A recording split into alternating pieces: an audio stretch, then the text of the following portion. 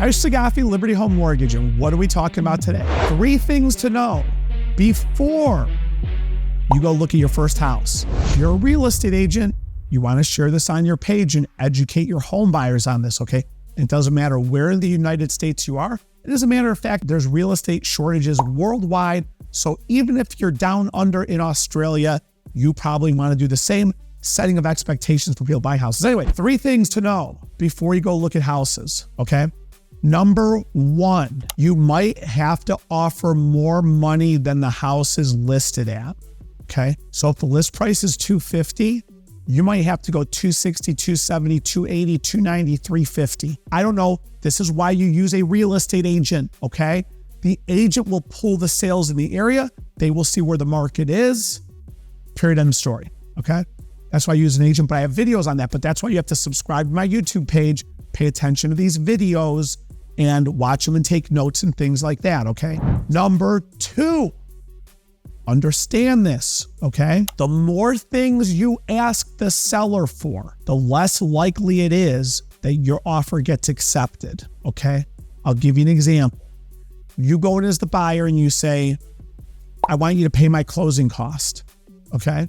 You're going to ask the seller for closing costs, your offer is not as strong necessarily as somebody who is paying their own closing costs. You go in and say, I'm getting a home inspection. Your offer to the seller might not be as strong. I highly recommend a home inspection, by the way. I hate giving that as an example because it leads you to believe that home inspections are not necessarily necessary. I'm not saying that at all. What I'm saying, I'm getting a home inspection. I'm getting a septic test. I'm getting a structural engineer to come and inspect the foundation. The more things you ask the seller for, the less likely it is that your offer gets accepted, okay? So make sure you pay attention to that. Number 3 thing to pay attention to, the highest offer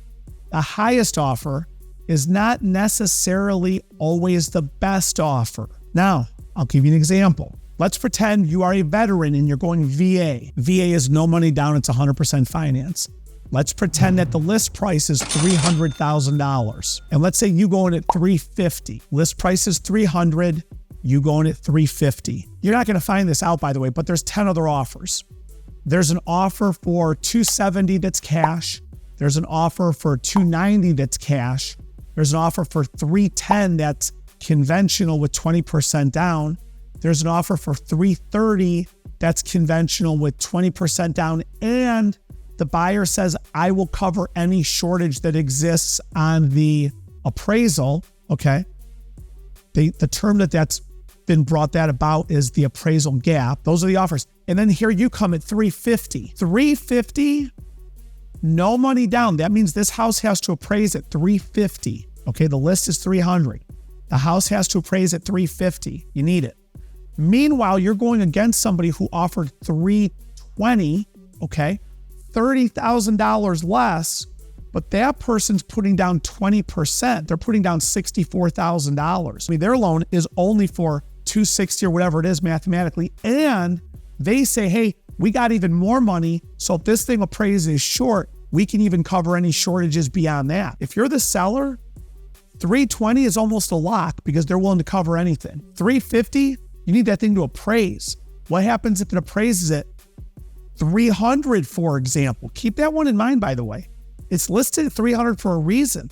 What happens if it appraises at $300? Suddenly, had they taken the $320, they'd have gotten $320 instead of $300. So remember this point because this is important.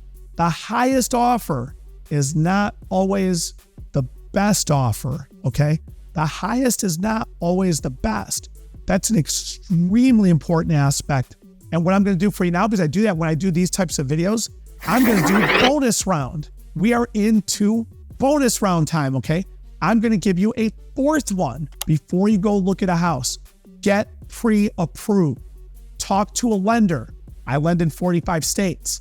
Talk to a lender. Talk to a loan officer. Get your credit checked. Turn over your documents. Get pre-approved before you go look at houses. That is number 4. Keep following these videos. Subscribe, like, share, comment. If you're a real estate agent, share this on your page. Educate and set expectations of those buyers. And I'll see you at the next one. Thank you.